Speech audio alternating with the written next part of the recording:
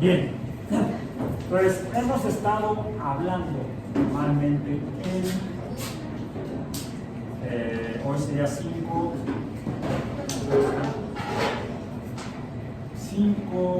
de abril de 2024 y en física biológica hemos estado hablando de ya el concepto de energía.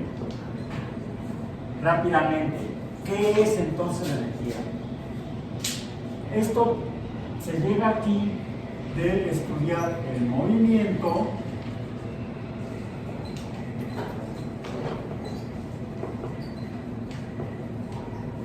de la materia, de la cantidad de materia, de la masa. Movimiento es entonces cambio en la velocidad de la materia en función del tiempo. ¿Y esto qué es? Aceleración.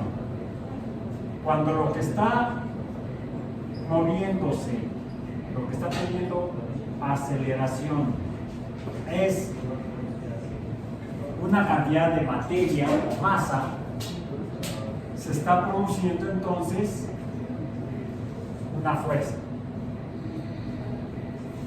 Por supuesto, estamos hablando de movimiento, cambio de velocidad, implica esto, la velocidad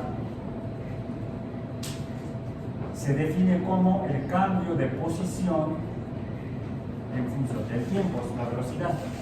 Por lo tanto, siempre que hay velocidad y que cambie incluso la velocidad, estará habiendo entonces un cambio de posición. Esta A implica cambio de posición que estará siendo causada por esta fuerza.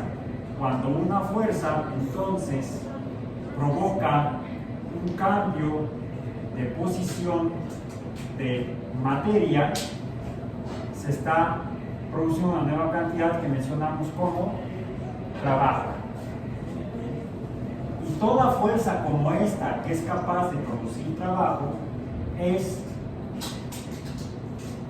energía. Y vimos, y vamos a ver ahorita que efectivamente no solamente estamos hablando de la materia de un cuerpo que se mueve toda junta su materia, cambiando su posición en el espacio, sino como los componentes de la materia de un objeto, puede ser un objeto sólido, o de un líquido, como aquí tengo agua, H2O, agua, es un líquido. Puedo cambiar la posición del agua en el espacio, delta X, por lo tanto habrá una velocidad. Si este movimiento es a velocidad constante, pues no habrá fuerza, habrá momento. Pero si cambia la velocidad del agua, entonces habrá una aceleración de esta agua, ya sea porque la muevo cambiando la velocidad o porque la muevo cambiando la velocidad. Cambia la velocidad cuando muevo el agua así. Es evidente no tanto cuando se mueve en sentido horizontal, sino cuando se mueve en sentido vertical. De hecho, vemos cómo, aunque el agua aquí está junta, cuando empieza a salir, aquí está junta, pero allá se está separando. El agua no está toda junta, no sale toda junta, sino que al salir se empieza a separar y cada poco de agua se separa de cada poco de agua. En otras palabras, el agua no forma un cuerpo donde la materia del agua se mantiene junta, sino que se va separando. Palabras, podríamos separar el agua, cada poco de agua de la que está aquí adentro la podríamos ir separando poco a poco. ¿Qué tanto la podemos separar? La podemos separar incluso llegando, permítame, incluso llegando a poder separar el agua que está aquí o en otro recipiente. Yo puedo poner un poco de agua dentro de este tubo, un poco de agua, así. Es aproximadamente como 1 centímetro cúbico de agua. 1 centímetro cúbico de agua. ¿De qué otra manera puedo cuantificarla o medirla o describirla? ¿Qué tanta agua es 1 centímetro cúbico de agua? Sería un cubito de 1 centímetro por 1 centímetro por 1 centímetro. Y eso ocupa, bueno, quizás no sea tanta. Ahí sí ya es casi 1 centímetro cúbico de agua o 1 mililitro de agua. Quiere decir que si junto 1000 de estos, tendré entonces, ahí están separando ahí otras cosas. Tendría yo 1000 de estos, tendría 1 litro de agua. 1000 mililitros de agua sería 1 litro de agua. ¿Y cuánto es? Pues no es tanta, es como la que ocupa un cubo de 10 por 10 centímetros. Eso es 1 litro de agua. Eso sería la milésima parte aproximadamente. Bueno. Y aquí el agua está toda junta. La que está, ese mililitro de agua, ese volumen de agua cuenta con una cantidad de agua que sería, ¿cuánta agua sería? Para eso debo recordar no estas cantidades, sino la cantidad que me relaciona a la cantidad de materia entre el espacio que ocupa. ¿Cómo se llama? Este es otro cociente que me da otra cantidad que se llama densidad. La representamos con la letra ρ griega, ρ minúscula griega, es densidad. Entonces la densidad es la cantidad de materia que ocupa un volumen, un espacio tridimensional determinado. ¿Cuánto espacio ocupa una masa de 1 miligramo de agua? La millonésima parte de 1 kilogramo, porque sería la milésima parte de 1 gramo. Sería entonces 1 miligramo, no, 1 gramo de agua es 1 mililitro, perdón, es 1 gramo de agua. 1000 gramos sería 1 kilogramo. Y 1 kilogramo de agua ocupa un volumen de 10 por 10 por 10 o de 1 litro. Entonces aquí yo tengo 1 gramo de agua, la milésima parte de 1 kilogramo de agua, que ocupa la milésima parte de 1 litro, 1 mililitro, 1 centímetro cúbico. ¿La densidad de cuánto es? Es de 1, porque depende de cómo esté junta esa agua y ocupando ese espacio. Yo podría separarla, por ejemplo, si la hago aquí, podría separar 1 mililitro de agua y veo cómo ahora está desparramada en el piso. O puede estar adentro de este tubo. Podría separarla más. ¿Qué tendría que hacer? Aumentar su movimiento. Y lo puedo hacer, por ejemplo, si hago que esa agua se distribuya por todo el tubo. ¿Cómo lo puedo hacer? Tengo que aumentar el movimiento de cada poco de agua para que se separe cada poco de agua de ella hasta que ocupe todo un espacio mayor. Y eso lo puedo hacer, evidente, si el agua que está dentro de ese tubo le impido que se salga, lo que no hice la que estaba aquí adentro de la piseta. Le he puesto aquí un globito que el globo no tiene nada, no tiene ni aire. Adentro del tubo sí es cierto, queda un volumen ocupado por una materia gaseosa que es aire. Yo podría pasar el aire que está aquí al globo, no pasará. Oh, los pases mágicos tampoco. Quizás si le pasara otros pases más que mágicos, podría, tanto el aire como el agua que está aquí, podría pasarla al globo y por lo tanto estaría ocupando un volumen mayor. La cantidad de agua no va a cambiar, se va a quedar adentro. No va a cambiar la cantidad de agua que hay entre el tubo y el globo. Ahorita en el globo, ¿cuánta agua hay? 0 agua. Yo puedo pasar esta agua a este globo si muevo el agua. Podría yo voltear el globo para que el agua se moviera toda junta hasta el globo, pero puedo hacerlo que se mueva por partes. Cada poco de agua pase al globo. Y para eso lo que puedo hacer es aumentar su movimiento, aumentar el movimiento de cada poco de agua. De modo que no se mueva toda junta produciendo este trabajo, sino que cada poco vaya cambiando esta fuerza, provoque un cambio no de toda el agua junta, no del movimiento de agua junta, sino cada poco de ella en el espacio tridimensional, no toda junta en una línea. Si cambio el espacio tridimensional, no estoy cambiando X, estoy cambiando.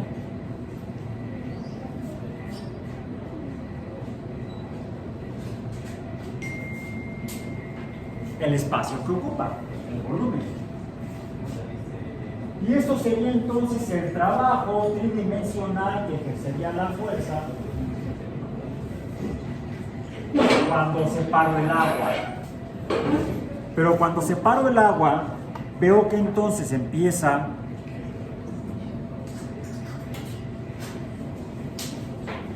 el agua empezará a separarse. Sí, se está moviendo, se mueve, y sin embargo se mueve, diría Galileo. Se mueve, pero ya no es agua. Está formando burbujas como formó el dióxido de carbono en la botella. Pero ahí era un gas disuelto en el agua. Aquí es el agua misma la que se está moviendo. Tanto como para que ahora ocupe el espacio del cilindro y también espacio del globo. Y cada vez va aumentando más el espacio tridimensional que ocupa el agua.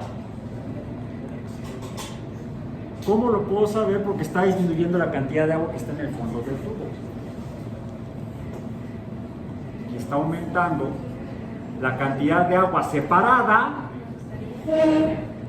y está disminuyendo la cantidad de agua junta.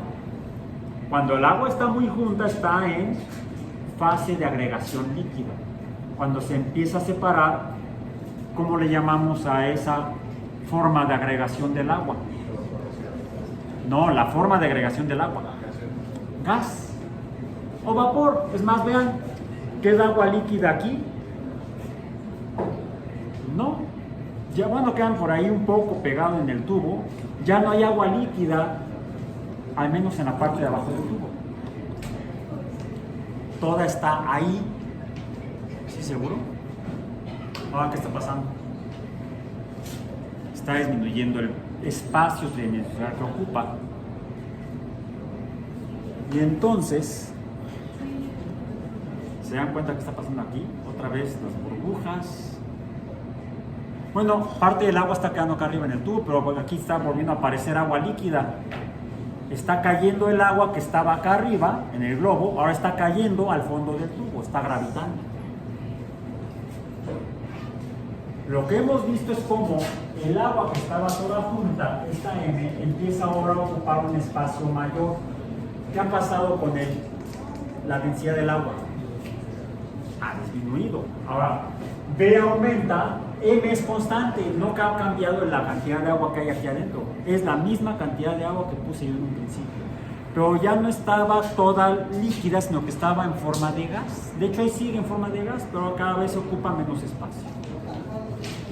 ¿Qué fue lo que cambié? Cómo el agua se juntaba a las paredes del recipiente. De hecho, esta agua en movimiento, pero que está en contacto con, por ejemplo, la superficie del cilindro del tubo y del interior del globo. ¿Esto qué es? Presión. La presión, cuando provoca un cambio en el volumen, dijimos que se llama temperatura. Por cierto, yo toco el globo y lo siento diferente a como estaba al principio. Al principio estaría como este globo, me refiero en cuanto a cómo se siente. Si lo tocan, van a decir está caliente. Está caliente. Aumentó su calentura. Por eso está caliente. ¿Dónde está la tapa? plumón. Lo puse en algún lugar de la tapa del plumón. Bueno, ya aparecerá. Si no, no. Ok. T. Tenemos T, la temperatura. ¿Qué implica que estuviera el agua líquida inicialmente dentro del cilindro con un volumen inicial? Un volumen inicial que era menor al volumen final. Aquí la temperatura inicial también sería menor que la temperatura final. El volumen y la temperatura son proporcionales. Si aumento la temperatura, aumenta el volumen. Pero ¿qué vimos que pasó cuando aumentó la temperatura? Aumentó el movimiento del agua, cada poco de agua se movía. El movimiento, ¿qué es? El movimiento en sí es energía. El movimiento es energía. Y esta energía se llama calor. El calor es el movimiento que en sí tiene la materia, ya sea que esté como sólida, como líquida o como gas o vapor. Es más, vean, aquí ya está volviendo a caer el agua al fondo del tubo. Esto es lo que llamaríamos entonces cambios de estado de agregación o cambios de fase. Y ocurren cuando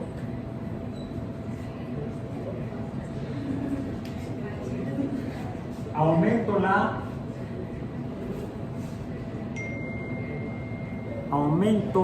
la temperatura, o sea, aumento el volumen porque aumenta la presión, la forma en la que el agua golpea las paredes del tubo y del globo, aumenta la presión, aumenta el volumen y este producto se llama temperatura. Ese está aquí. Pero lo que veo es que finalmente la temperatura visto como una función, la temperatura cambia porque cambia el movimiento o presión. Puedo graficar entonces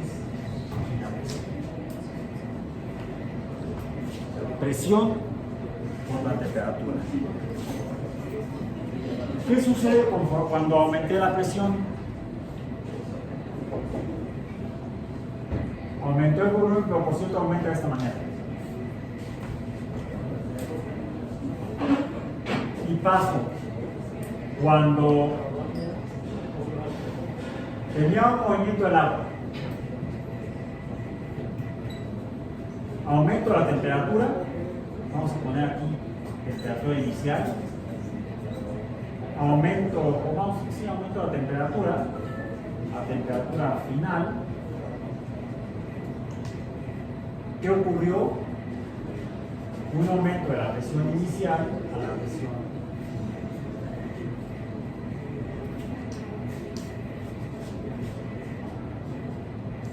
Pero no solamente depende de eso.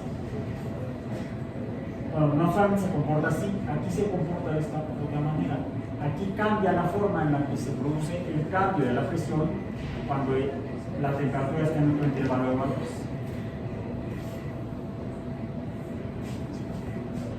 O puede suceder también aquí así. Yo lo que vi fue que originalmente el agua era líquida,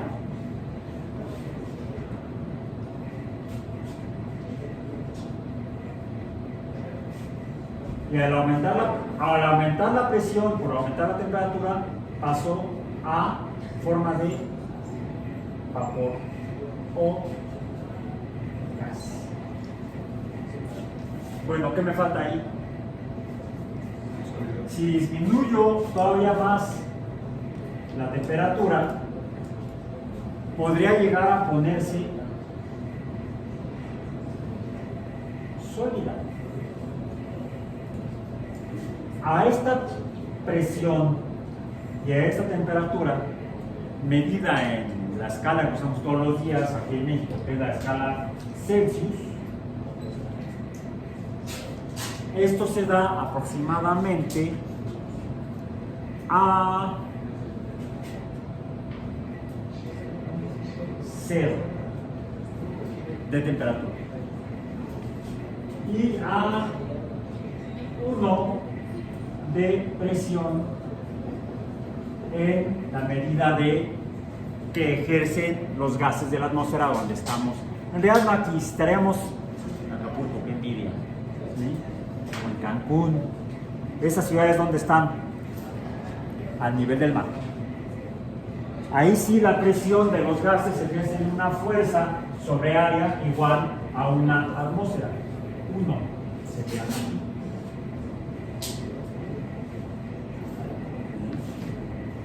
Por debajo de esta temperatura, a presión de una atmósfera, o sea, no cambia la presión, disminuye la temperatura, el agua ¿cómo se va a encontrar?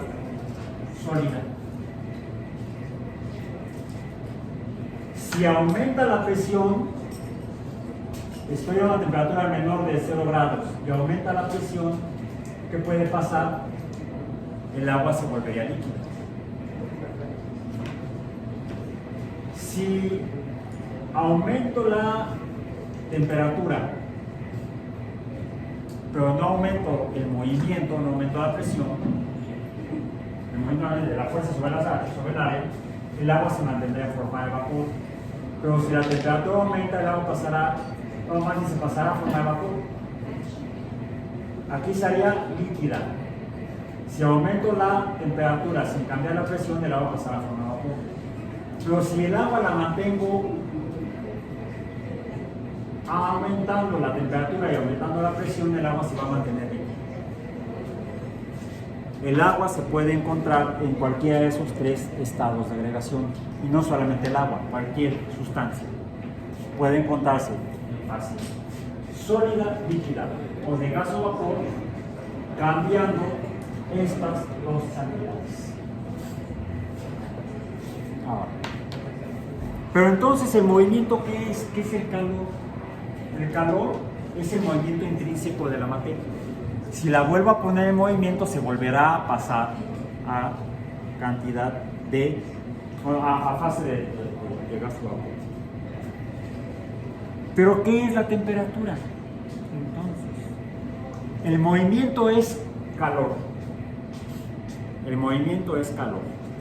Quiere decir que si yo aumento el movimiento de algo, se va a calentar.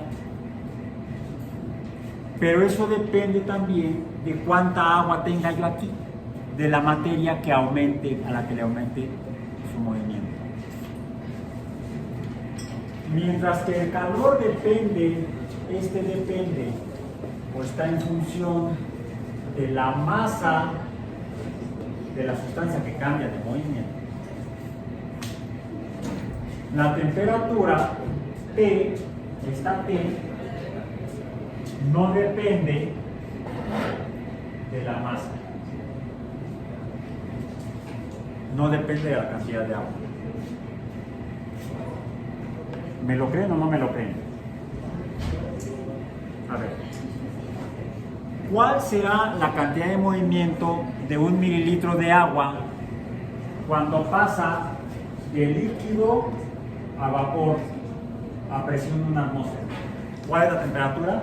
Esa temperatura la logro cuando está a 100 grados Celsius. 1 mililitro de agua que pasa de vapor a líquido es porque tiene una cantidad de movimiento equivalente a, en temperatura, a 100 grados Celsius. Por eso pasa de líquido a vapor.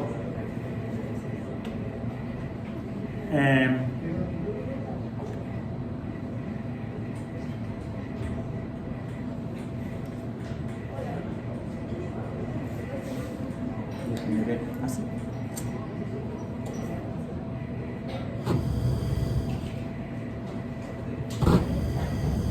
Para que sea rápido, vamos a ver. Ahí está pasando. ¿Ve? Ok. Esta agua está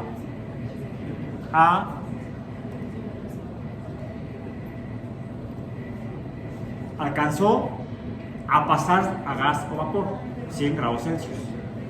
¿Qué pasa si me la dejo caer en la mano? Sí sentí que estaba caliente, pero no pasó nada grave. ¿Ya?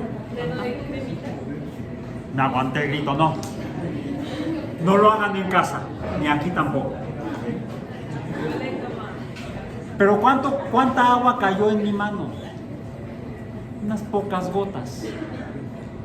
¿Sucedería lo mismo si en lugar de que fuera 1 mililitro, fueran 1000 de estos? Pueden cocer un pollo. O un profesor. O un profesor pollo. Yo ya no soy pollo, ya soy más gallina vieja que nada. La diferencia, ¿cuál es? El agua está a 100 grados Celsius. La temperatura es de 100 grados Celsius. La temperatura no depende de la cantidad de materia, de la cantidad de agua. 1 mililitro puede estar a 100 grados y 1 litro puede estar a 100 grados. Pero ¿qué es la energía? La capacidad de una fuerza de producir cambios, ya sea cambio de posición o cambio en la forma de la materia. Incluso de la materia viva, de la materia biológica, del pollo. ¿Sí? Es la diferencia entre tener un pollo crudo y tener un pollo cocido. Bueno, no seamos tan crueles. Un huevito. Tener un huevo crudo o un huevo cocido. Pueden cocer un huevo con 1 mililitro de agua hirviendo, que es la ebullición, que es cuando el agua está hirviendo, está pasando de líquido a gas. El cambio o el paso de líquido a gas, es más, lo voy a poner no, sí lo voy a poner así con flechita. ¿Cómo se llama? De líquido a vapor o gas. Ebullición. Cuando el agua ebulle, dependiendo de la presión, lo puede hacer a diferentes temperaturas. Aquí estamos a una presión aproximadamente de una atmósfera, un poco menor. ¿Sí? Es menor a una atmósfera, en realidad. Pero no muy diferente. El agua ebulle no a 100 grados Celsius, sino a 93 grados Celsius, más o menos aquí en la Ciudad de México. Me cayó agua a 93 grados Celsius en la mano y nada más se puso un poco rojo la piel. No pasó nada grave. No podríamos cocer un huevo con 1 mililitro de agua, a pesar de que está a 100 grados Celsius, porque esa es la temperatura. Pero lo que provoca el cambio, ¿qué es? La fuerza o el movimiento, o la fuerza o la energía. La fuerza que es capaz de producir, no el movimiento de la materia, no el movimiento del huevo, no el aumento del volumen del huevo, sino el cambio en la naturaleza bioquímica del huevo. Lo que le sucede a las proteínas que conforman la clara del huevo. ¿Cómo están las proteínas en la clara del huevo cuando está a temperatura ambiente? Se ven incoloras, como si fuera agua. Es transparente. Cuando las proteínas que están en la clara del huevo reciben calor, no necesariamente un aumento en la temperatura, va a cambiar su conformación y se van a desnaturalizar, se ponen blancas. Decimos que se coció la proteína, se desnaturalizó la proteína. De estar en movimiento, ¡pum!, se aglutina. Por eso es que se pone blanca la clara del huevo.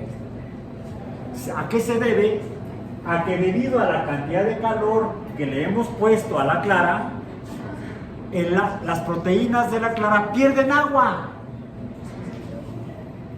pero una cantidad de agua específica, para que la proteína se mantenga fluida, así como moco, pero no es verde, es incoloro, y sea la proteína en su estado natural, o le decimos silvestre, nativo. la estructura nativa de la proteína. Si le quitamos el agua a esa proteína, que es la albúmina, de hecho son varias albúminas, entonces las proteínas cambian su forma y se ponen incluso más rígidas por perder el agua. ¿Por qué pierden el agua? Porque el agua que estaba unida a ellas se separa, como si se evaporara. Y es por eso que las proteínas precipitan, se desnaturalizan, pasan a estado desnaturalizado. La clara del huevo se ha cocido debido al calor más que al aumento de la temperatura. Ustedes de hecho pueden cocer la clara del huevo si le quitan el agua. ¿Cómo lo pueden hacer? Por ejemplo, poniéndole sal. Cuando le ponen sal a la clara, la sal, el cloruro de sodio, toma el agua que está pegada a la proteína y entonces la proteína se desnaturaliza. Podemos cocer un huevo salándolo. O podemos hacerlo haciendo que el agua se ponga, deje de estar en movimiento y en unida a la proteína, sino que se ponga más rígida, más junta, ¿como qué? Como hielo. Si le solidificamos el agua enfriando al huevo, vamos a desnaturalizar la proteína. ¿Por qué? Porque cuando le quitamos el agua, cuando el agua la movemos menos, en otras palabras, le disminuimos el movimiento, el agua va a pasar de líquido a sólido. De líquido a sólido. ¿Cómo se llama el cambio? Cuando lo asociamos con el cambio de la temperatura, le llamamos congelación. Esto cuando lo asociamos a la disminución de la temperatura. El agua se congela, pasa de líquido a sólido. Le podemos llamar también solidificación, en términos generales. Y puede producirse no por la disminución de la temperatura, sino que puede producirse por disminución en la presión. Sin cambiar la temperatura aquí, vamos a decir aquí, podemos pasar el agua de líquido a sólido disminuyendo la presión. Por eso es que este diagrama, esta gráfica se conoce como el diagrama de fases. De fases de agregación del estado de la materia, y es un diagrama para cada sustancia en el universo. Así sería más o menos la forma del diagrama para el caso del agua, pero cada sustancia que puede cambiar de sólido a líquido a gas o vapor tendrá un diagrama propio. Y de hecho se dan cuenta que también sería posible pasar de sólido a gas. De sólido a gas, sin pasar por líquido. ¿Cómo se llama el cambio? Sublimación. Esa sería la sublimación. Y por supuesto están los cambios inversos. De vapor o gas a líquido le llamamos condensación. El líquido se condensa. Vimos cómo el agua se condensó de vapor a agua otra vez. De sólido a líquido, como le pasa al agua al cubito de hielo cuando lo ponemos en la bebida o lo dejamos en la hielera fuera del refrigerador, ¿qué le pasa? ¿Quién se llevó el hielo? Dejaron aquí nada más agua líquida. No, el agua sólida se pasa a agua líquida porque se funde, le llamamos fusión. ¿Sí? O puede ser de gas a sólido, sin pasar por líquido. Se le llama depositación. Un gas que se pasa a sólido se dice que se deposita. Típicamente se pega en alguna superficie. ¿Sí? Por eso es que también le llaman depositación. Bueno, ya encontré la tapa, estaba en la bolsa del pantalón. Ok. Todo eso se debe a cambios de presión, volumen y temperatura. Ahora, vemos que depende del movimiento de la materia o calor y depende de la cantidad de materia. Por eso decimos que las cantidades como el calor que dependen de la cantidad de materia son cantidades extensivas. El calor es una cantidad extensiva, mientras que la temperatura no depende de la cantidad de materia. Si es materia que está en movimiento, aquí está implícito porque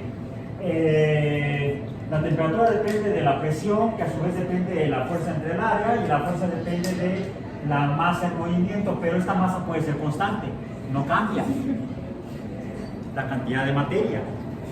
Entonces, las cantidades que no dependen de la cantidad de materia se llaman cantidades, y es una temperatura, es una cantidad intensiva. Intensiva, sí, intensiva. Entonces, en términos de la energía de la materia, la energía intrínseca de la materia, cómo se mueve la materia dentro de la materia, tenemos cantidades que son extensivas, como el calor, e intensivas, como la temperatura. La desnaturalización de las proteínas, el que le pueda pasar agua a la materia, depende de la cantidad extensiva, no de la intensiva. No calentamos las cosas para que se calienten, para que aumenten su temperatura, las calentamos para que se transformen, para poder comer comida cocida. Bueno, a mí me gusta también a veces bueno, le cambia el movimiento pero sin aumentar la temperatura. ¿De qué manera dijimos podemos cocer un huevo sin tener que calentarlo? Poniéndole sal.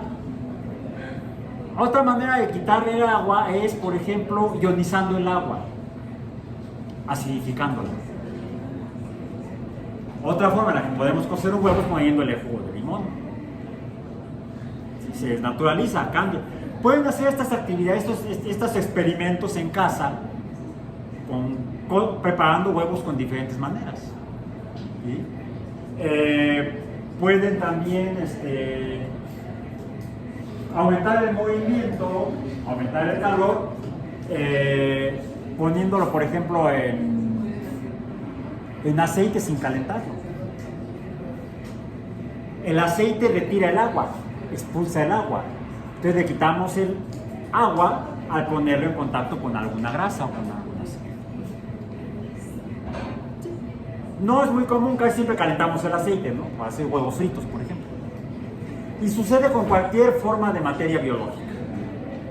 Puede pasar con las proteínas, puede ser con los lípidos, las grasas, o puede ser con los azúcares. Bueno. Finalmente, es el calor el que produce el cambio en la materia. Pero no todo el calor es útil. Para terminar esta parte y pasar a lo que sigue, vamos a mencionar que todo esto está regulado por las leyes o principios de la termodinámica.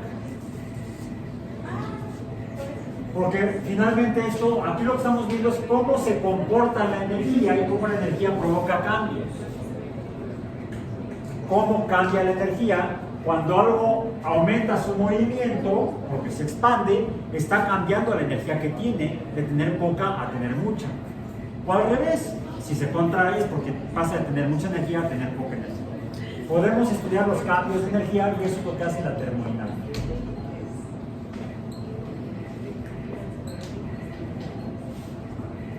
Y nos lo describe de dos maneras. Número uno. Primero,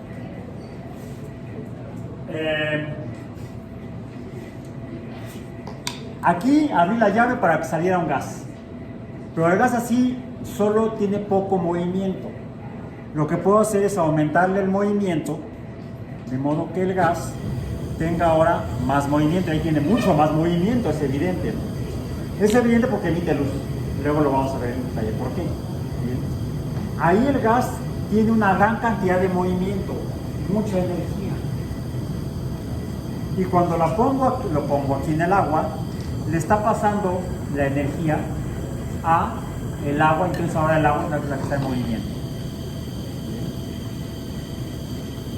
Podría llegar a suceder que el agua, que la cantidad de energía o movimiento que tiene el gas aquí, pasara todo a la cantidad de movimiento al agua y tuviera una cantidad de movimiento equivalente a y el agua podría entonces empezar a emitir. ¿Por qué se pone en movimiento? Porque este otro se pone en movimiento. Y a su vez va a poner en movimiento el aire o agua poca que haya dentro del globo. Vamos a hacerlo ahora rápido, la experiencia, lo que veamos.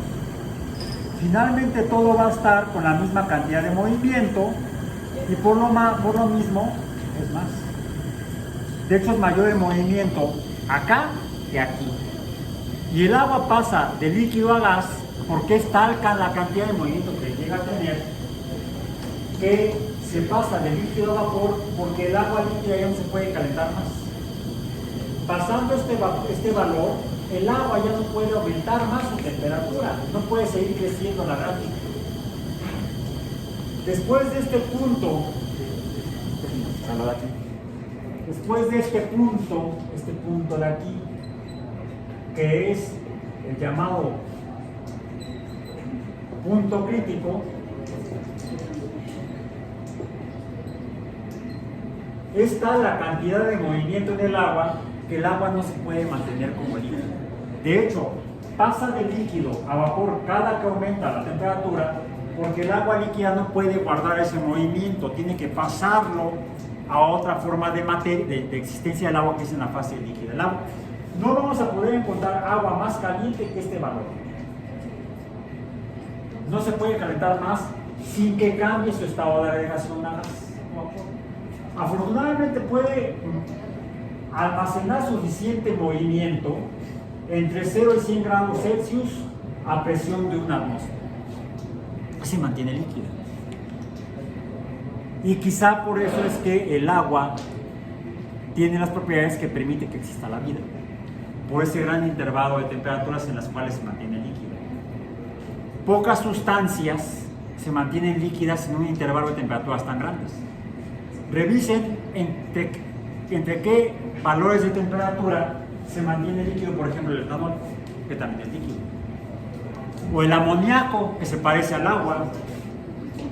¿Cómo escribimos el agua? Esto sería el diagrama de fase del H2O, agua. Lo voy a poner con otro color si es que encuentro pronuncia que están. Pero hay otras sustancias que también pueden encontrarse en líquido, sólido y gas, pero en condiciones diferentes de presión y temperatura y se parecen al agua. Por ejemplo, uno que en lugar de tener 2 hidrógenos tiene 3, el H3N o NH3. ¿Este cómo se llama? Amoníaco. ¿Entre qué intervalos de temperatura se mantiene como líquido el amoníaco?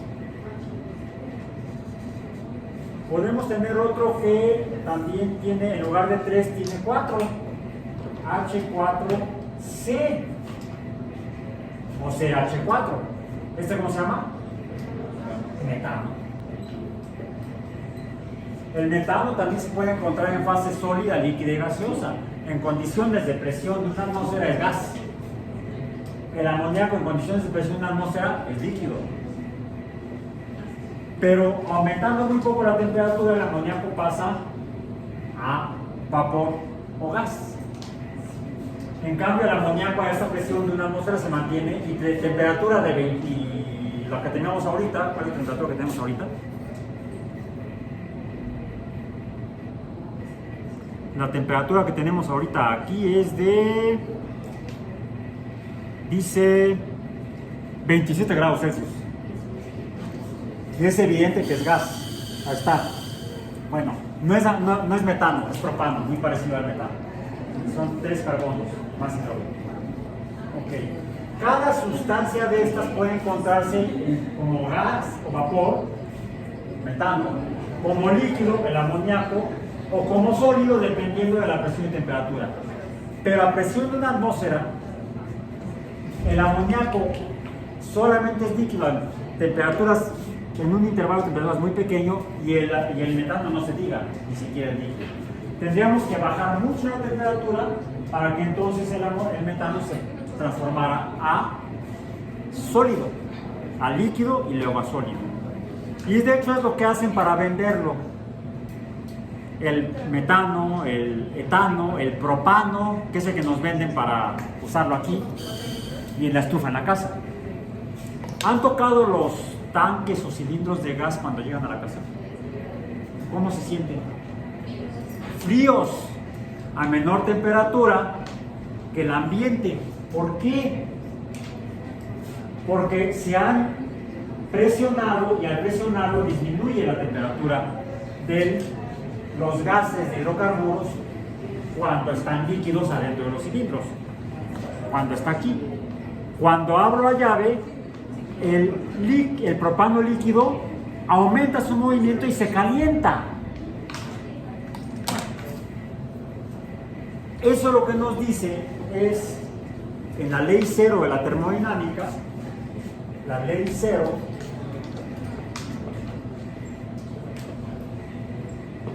dice que, lo pueden encontrar en la lámina que está en el documento PDF que tenemos en el sitio web. Cuando dos sustancias, vamos a decir, si una sustancia está a una temperatura 1, que es igual a la temperatura de otra sustancia, temperatura 2, y si la temperatura de la sustancia 2 está en equilibrio o es igual a la temperatura de una sustancia 3, entonces la temperatura de 1 es igual a la temperatura de 3. En otras palabras, cuando tengo un termómetro, va a ocupar el espacio adentro del cilindro porque está a la misma temperatura del medio con el que está en contacto. Si yo lo tengo aquí en el aire, va a marcar 27 grados Celsius. Si lo pongo en un vaso con hielo, va a estar entonces a tender en equilibrio con la temperatura del hielo.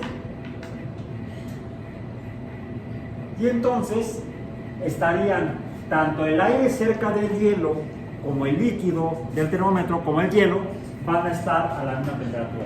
Es la ley del equilibrio de la temperatura, pero no solamente me dice eso. Si uno está a mayor temperatura que el otro, la temperatura del menor va a aumentar y la temperatura del mayor va a disminuir. La temperatura se mueve en un solo sentido, de donde es mayor a donde es menor. La temperatura tiene sentido. Ahora, la temperatura, aunque no depende de la cantidad de materia, sí depende del movimiento de la materia y por eso nos permite medir el calor a través de la temperatura. No medimos el calor directamente. Para eso necesitaríamos un calorímetro, no un termómetro. ¿Okay? Pero podemos tener una idea de la cantidad de calor midiendo la temperatura. Ok. A veces podemos ver el movimiento cuando algo está caliente y es lo que van a hacer ustedes. Les voy a pasar ahorita una sustancia que se llama suldimetileno. ¿Qué es lo que van a hacer? Van a poner, les dieron 3 vasos, ¿correcto? Un mechero de Bunsen y un agitador magnético. Estamos diciendo que el calor es movimiento. Vimos que cuando se calienta el agua aumenta su movimiento y pasa de donde está en menor movimiento a donde aquí no había movimiento y se mueve más para que se mueve. El movimiento se pasa de un lado a otro cuando aumenta el movimiento. Y tiene más movimiento una sustancia a mayor temperatura, estará caliente, que una a menor temperatura, estará descaliente. Le decimos frío. El frío no existe entonces, en realidad está en tu mente. No, el frío es la cantidad, es la ausencia de movimiento o la ausencia de calor. Ok. Lo que van a hacer es lo siguiente: en sus vasos de precipitado van a poner aproximadamente entre 80 y 100 mililitros de agua de la llave, de aquella llave, no de los tipos altos. A cada vaso le van a poner la misma cantidad de agua. Vamos a tener la misma cantidad de materia. No vamos a cambiar la cantidad de materia. Pero sí le vamos a cambiar la cantidad de movimiento. A uno poniendo el agitador magnético en la parrilla magnética y poniendo en movimiento el agitador magnético para que mueva el agua. y a otro, porque lo van a poner arriba de el mechero en el anillo, con el soporte que tiene ahí de la malla. Y van a aumentar el movimiento del agua a través del gas ionizado, el plasma. El mechero prendido, que ya lo tienen prendido. Y van a, ya que esté el agua movida por calor directamente, aumentando la temperatura, ¿qué es lo que hacemos con el mechero prendido? Así no calienta. Otro va a estar en movimiento, pero no por aumento de la temperatura. ¿Cuál? El que tenga el agitador magnético, está en movimiento. Y el otro lo van a dejar sobre la mesa, sin ningún tipo de movimiento. Teniendo los tres vasos, uno sin movimiento y dos con movimientos diferentes, van a poner sobre la superficie, para que no haya movimiento por gravitación, por caída, van a colocar sobre la superficie una gota de azul dimetileno y van a ver qué sucede.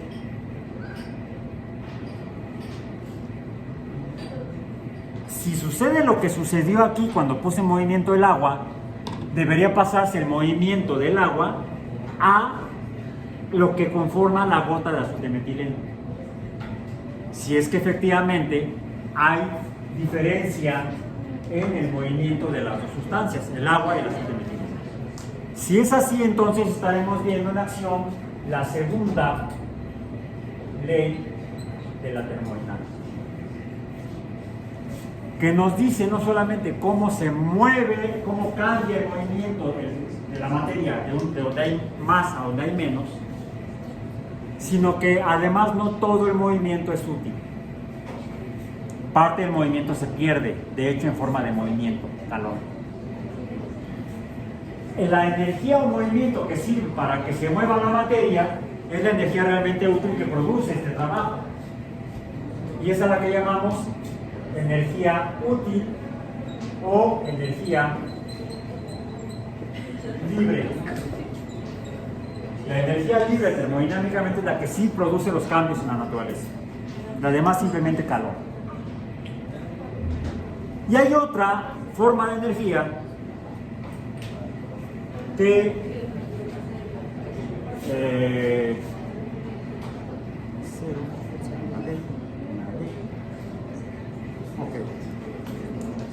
que me explica por qué no toda la energía útil la puedo usar, o no toda la energía total la puedo usar. Es la tercera ley de la termodinámica, que dice que no toda la energía es útil. Hay una cosa que ni siquiera deberíamos llamar energía porque no produce trabajo, pero que podemos interpretarla como una forma de energía inútil, y es la entropía.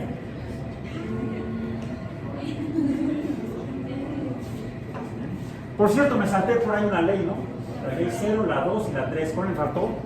La 1. Ya la habíamos mencionado. La ley de la conservación del momento. Esa parte de la ley de la conservación del momento. Cuando hablamos del momento interno de la materia, estamos hablando de la energía interna de la materia que se conserva. Sin embargo, vemos que cuando se transforma, parte es útil y parte es inútil. La energía total sería la útil más la inútil. Finalmente, efectivamente, la ley 1 se cumple. La cantidad de energía se conserva, aunque no toda sea útil. Bien, entonces con esto termino esta parte. Vamos a proceder entonces a que hagan la actividad. Ahorita les paso el azul de metileno y terminando en cosa de 30 minutos o menos, pasamos a, en lo que nos queda de tiempo, a hacer la actividad de la primera evaluación parcial.